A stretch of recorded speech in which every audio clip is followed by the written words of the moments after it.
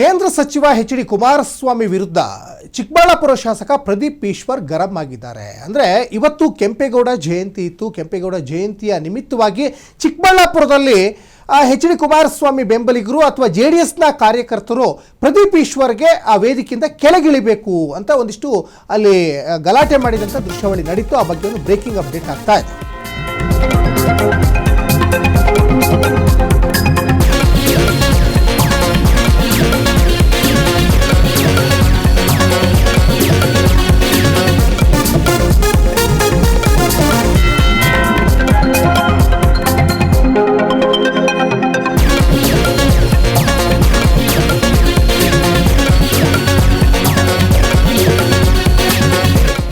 ಚಿಕ್ಕಬಳ್ಳಾಪುರ ಶಾಸಕ ಪ್ರದೀಪ್ ಈಶ್ವರ್ ಕೇಂದ್ರ ಸಚಿವ ಎಚ್ ಡಿ ಕುಮಾರಸ್ವಾಮಿಗೆ ಸವಾಲನ್ನು ಒಡ್ಡಿರುವಂಥದ್ದು. ಯಾಕಂದ್ರೆ ಇವತ್ತಿನ ಈ ಒಂದು ಕೆಂಪೇಗೌಡ ಜಯಂತಿ ಕಾರ್ಯಕ್ರಮದಲ್ಲಿ ಚಿಕ್ಕಬಳ್ಳಾಪುರದಲ್ಲಿ ನಡೀತಾ ಇದ್ದಂಥ ಸಂದರ್ಭದಲ್ಲಿ ವೇದಿಕೆ ಮೇಲಿಂದ ಕೆಳಗಡೆ ಇಳಿಬೇಕು ಚಿಕ್ಕಬಳ್ಳಾಪುರ ಶಾಸಕ ಪ್ರದೀಪ್ ಈಶ್ವರ್ ಅಂತದ್ದು ಒಂದು ಕಡೆ ಅಲ್ಲಿ ಪ್ರತಿಭಟನೆಯನ್ನು ಮಾಡಿದ್ರು. ಅದಕ್ಕೆ ಕಾರಣ ಸಾಕಷ್ಟಿದಾವೆ. ಯಾಕಂದ್ರೆ ಕಳೆದ ಕೆಲವು ದಿನಗಳಿಂದ ಕುಮಾರಸ್ವಾಮಿ ವಿರುದ್ಧವಾಗಿ ಪ್ರದೀಪ್ ಈಶ್ವರ್ ಹರಿಹಾಯ್ತಾ ಇದ್ರು. ಅವರ ಆಸ್ತಿ ವಿಚಾರದಲ್ಲಿ ಇರ್ಬೋದು ಅಥವಾ ಬೇರೆ ಬೇರೆ ವಿಚಾರಗಳಲ್ಲಿ ಒಂದು ಕಡೆ ಅವ್ರನ್ನ ತೀಯುವ ನಿಟ್ಟಿನಲ್ಲಿ ಒಂದಿಷ್ಟು ಮಾತಿನ ಚಕಮಕಿಯನ್ನು ನಡೆಸ್ತಾ ಇದ್ರು. ಜೊತೆಗೆ ಕುಮಾರಣ್ಣ ನಿಮ್ಮ ಚೇಲಗಳಿಗೆಲ್ಲ ನಾನು ಹೆದರಲ್ಲ, ಎಚ್ ಡಿ ಕುಮಾರಸ್ವಾಮಿಗೆ ಈಗ ಪ್ರದೀಪ್ ಈಶ್ವರ್ ಈಗ ನೇರವಾಗಿ ಸವಾಲನ್ನು ಹಾಕಿದ್ದಾರೆ. ಜೊತೆಗೆ ಖಬರ್ದಾರ್ ಕುಮಾರಣ್ಣ, ನಿನ್ನ ಚೇಲಗಳಿಗೆ ನಾನು ಹೆದರಲ್ಲ ಅಂತ ಪ್ರದೀಪ್ ಈಶ್ವರ್ ಆಕ್ರೋಶವನ್ನು ವ್ಯಕ್ತಪಡಿಸ್ತಾ ಇದ್ದಾರೆ. ಜೊತೆಗೆ ತಾಕತ್ತಿದ್ರೆ ಚಿಕ್ಕಬಳ್ಳಾಪುರದಲ್ಲಿ ಬಂದು ನಿಲ್ಲಿ.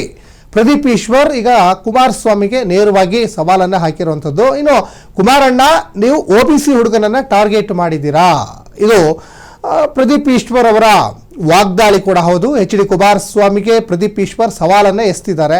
ಕೆಂಪೇಗೌಡ ಜಯಂತಿಯಲ್ಲೇ ಗಲಾಟೆಯನ್ನು ಮಾಡಿದಂತಹ HDK ಬೆಂಬಲಿಗರಿಗೆ ನಿಮ್ಮ ಚೇಲೆಗಳನ್ನು ನೀವು ಬಿಟ್ಟು ನನಗೆ ಹೆದರಿಸಲಿಕ್ಕೆ ಪ್ರಯತ್ನ ಪಡಬೇಡಿ, ನಾನು ಯಾವುದೇ ರೀತಿಯಾದಂತಹ ಹೆದರುವಂಥ ವ್ಯಕ್ತಿನೇ ಅಲ್ಲ, ನಾನೊಬ್ಬ OBC ಹುಡುಗ, ನೀವು OBC ಹುಡುಗನನ್ನು ಎದುರಾಕೊಳ್ಳೋಕ್ಕೆ ಮುಂದಾಗಿದ್ದೀರಾ, ಅದು ಮುಂದಿನ ದಿನಗಳಲ್ಲಿ ಬೇರೆ ರೀತಿಯಾದಂಥ ಪರಿಣಾಮ ಎದುರಿಸಬೇಕಾಗ್ತದೆ ಅನ್ನುವಂಥ ಅರ್ಥದಲ್ಲಿ ಪ್ರದೀಪ್ ಈಶ್ವರ್ ಕುಮಾರಸ್ವಾಮಿ ಅವರಿಗೆ ನೇರವಾಗಿ ಟಾಂಗ್ ಕೊಟ್ಟಂತೆ ಕಾಣಿಸ್ತಾ ಇದೆ.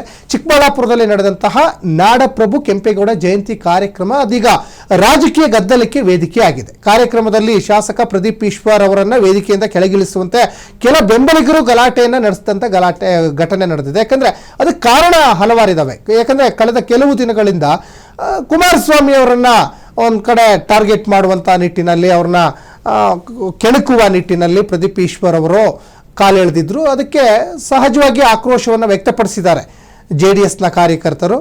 ಮತ್ತು ಕುಮಾರಸ್ವಾಮಿ ಬಗ್ಗೆ ಅಲ್ಲ, ಕುಮಾರಸ್ವಾಮಿಯವರ ಒಬ್ಬ ಕಾರ್ಯಕರ್ತನ ಬಗ್ಗೆನೂ ಮಾತಾಡುವ ಯೋಗ್ಯತೆ ಪ್ರದೀಪ್ ಈಶ್ವರ್ಗೆ ಇಲ್ಲ ಅಂತ JDSನ ಅನೇಕ ಪ್ರತಿಭಟನಾಕಾರರು ತೀವ್ರವಾದಂಥ ಆಕ್ರೋಶವನ್ನು ವ್ಯಕ್ತಪಡಿಸಿದರು.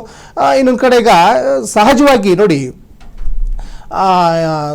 ಸಾಕಷ್ಟು ಸಾಧನೆ ಮಾಡಿದಂಥವರ ಒಂದು ಜಯಂತಿ ಕಾರ್ಯಕ್ರಮ ನಡೀತಾ ಇರ್ತದೆ. ಅದರಲ್ಲೂ ಕೂಡ ಬೆಂಗಳೂರನ್ನು ಕಟ್ಟಿ ಬೆಂಗಳೂರನ್ನು ನಿರ್ಮಾತೃ ಕೆಂಪೇಗೌಡರ ಒಂದು ಜಯಂತಿ ಅಂದಾಗ ಅಲ್ಲಿ ಪಕ್ಷ ಭೇದವನ್ನು ಮರೆತು ಆ ಒಂದು ಅವರಿಗೆ ಗೌರವ ಸಲ್ಲಿಸಬೇಕಾಗಿದ್ದು ಎಲ್ಲರ ಕರ್ತವ್ಯ ಆಗಿರ್ತದೆ. ಅದರಲ್ಲಿ ಚಿಕ್ಕಬಳ್ಳಾಪುರದ ಶಾಸಕ ಪ್ರದೀಪ್ ಈಶ್ವರ್ ಅವರ ಕರ್ತವ್ಯ ಜಾಸ್ತಿ ಆಗಿರ್ತದೆ. ಯಾಕಂದರೆ ಚಿಕ್ಕಬಳ್ಳಾಪುರದಲ್ಲಿ ನಡೆದಂಥ ಕಾರ್ಯಕ್ರಮ ನಾಡಿನೆಲ್ಲೆಡೆ ನಡೀತಾ ಇದೆ, ಅದು ಬೇರೆ ಪ್ರಶ್ನೆ. ಆದರೆ ಅಲ್ಲಿ ಒಂದಿಷ್ಟು ಗಲಾಟೆ ಘರ್ಷಣೆ ಆಗ್ಲಿಕ್ಕೆ ಕಾರಣ ಏನು? ಇಂಥ ಒಂದು ಯುಗ ಪುರುಷರ ಒಂದು ಜಯಂತಿ ಕಾರ್ಯಕ್ರಮದಲ್ಲೂ ಕೂಡ ಇಷ್ಟೆಲ್ಲ ಗಲಾಟೆ ಘರ್ಷಣೆ ನಿಮಗೆ ಬೇಕಿತ್ತಾ?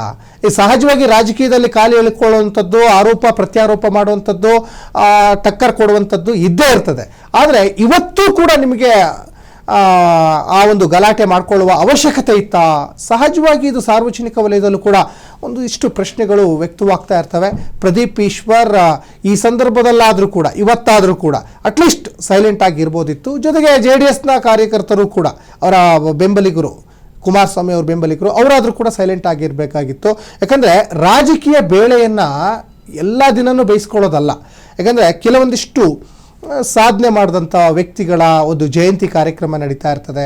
ಅವ್ರನ್ನ ಭಾಳ ಒಂದು ಭಕ್ತಿ ಭಾವದಿಂದ ನಾವು ನೆನೆಸ್ಕೊಳ್ಬೇಕಾಗ್ತದೆ. ಅದನ್ನೆಲ್ಲ ಬದಿಗೊತ್ತಿ ನಿಮ್ಮ ರಾಜಕೀಯ ಜಂಜಾಟ ಇವತ್ತೂ ಕೂಡ ನೀವು ತೋರಿಸ್ತಾ ಇದ್ದೀರಂದರೆ ಇದಕ್ಕೆ ಏನು ಹೇಳಬೇಕೋ ಗೊತ್ತಾಗ್ತಾ ಇಲ್ಲ. ಒಟ್ಟಿನಲ್ಲಿ ಪ್ರದೀಪ್ ಈಶ್ವರ್ನ ವೇದಿಕೆಯಿಂದ ಕೆಳಗೆ ಇಳಿಲೇಬೇಕು ಅಂತ ಒಂದು ಕಡೆ ಪಟ್ಟು ಹಿಡಿತಾ ಇದ್ರು. ಪ್ರದೀಪ್ ಈಶ್ವರ್ ನೋಡಿದರೆ ಈಗ ನಿಮ್ಮ ಚೇಲಗಳಿಗೆಲ್ಲ ನಾನು ಹೆದರಲ್ಲ, ಅದು ಮುಂದಿನ ದಿನಗಳಲ್ಲಿ ಬೇರೆ ರೀತಿಯಾದಂಥ ಪರಿಣಾಮ ಬೀಳುತ್ತೆ ಅಂತ ಒಂದು ಕಡೆ ಪ್ರದೀಪ್ ಈಶ್ವರ್ ಕುಮಾರಸ್ವಾಮಿ ಅವರಿಗೆ ನೇರವಾಗಿ ಟಾಂಗನ್ನು ಕೊಟ್ಟಿದ್ದು ಇವತ್ತು ಸಹಜವಾಗಿ ಕಂಡು ಬಂತು.